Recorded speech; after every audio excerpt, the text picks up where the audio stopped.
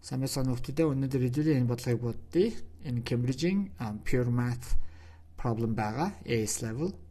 За, curve өгөгдсөн, мөрөө өгөгдсөн, мөрийн gradient өгөгдсөн, мөрийн дээр p-цэг байгаа. P-цэг дээр татсан normal нь энэ тэгшлэлээр өгнө. Тэгэх юм бол хэдүүлээ a нь 8-тай тэнцвэрийг баталж харуулах юм байна. За, юуны өмнө хэдүүлээ энэ gradient гэж яг юу гэсэн үг билээ? Normal to the curve at point P гэдэг нь юу вэ гэдгийг хэдүүлээ тодруулж санах хэрэгтэй болно гэсэн үг. За энэ нь юу гэсэн үг вэ гэж. За хэдүүлээ зуръя. Ямар нэгэн мөрөг өгсөн байлаа. Curve тийм ээ. Тэгвэл энэ цэг дээр энэ curve-ийн олон цэгүүд дээр зурагдах янз бүрийн tangent-ууд, gradient-ууд байж болно.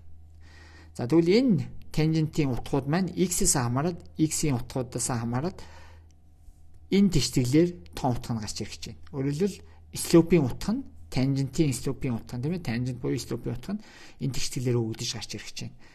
За тэгвэл манай p цэг дээр энэ утга хэдвэ гэдгийг хэдүүлээ бодоод олчих болно. За бодох юм бол хэдүүлээ юу гэж бодох вэ гэхээр 12 хуваадг нь язгуурын дээр 4x-ийн оронд хэдүүлээ 2-ыг тавьж таарна. Нэмэг нь a. За энэ бол p цэг дээр татагдах tangent-ийн slope нь болж таарна гэсэн үг.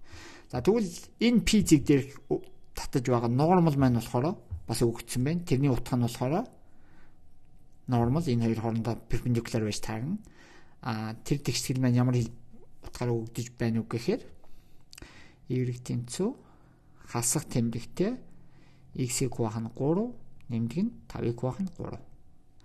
За одоо хэдүүлээ юу гэж conclusion draw болох гэж байна вэ гэхээр энэ slope маань тийм ээ tangent-ийн slope гарч ирж байгаа шүү дээ энэ утгыг тавихаар энэ нь манай энэ нормалтай perpendicular байна гэж байна. За тэгвэл энд slope маань хасах 3-1 гэж гарч ирсэн байна.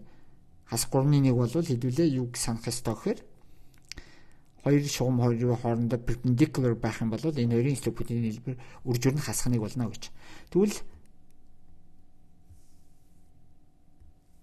энэ slope хасах 3-1 2 нийлэхээр хасах нэг гарах гэж байна. Тэгэхээр энэний slope маань хэд болж таарах гэж байна вэ гэхээр энэний slope маань 3 болж таарах нэ гэсэн үг. За тэгээд эндээс цааш нь бол straightforward одоо жижигхэн calculation болчихно хэдүүлээ. Тэгвэл хэдүүлээ юу гарч ирэх вэ гэхээр бодчих юм бол 4 тэнцүү язгуурдаар 8 дээр нэмэх нь a болно. Эндээс a-ийн утга 8 гэд гараад ирэх нэ гэсэн үг. За ийм бодлого байна хүмүүстээ. Дараа уулзлаа баяр таа.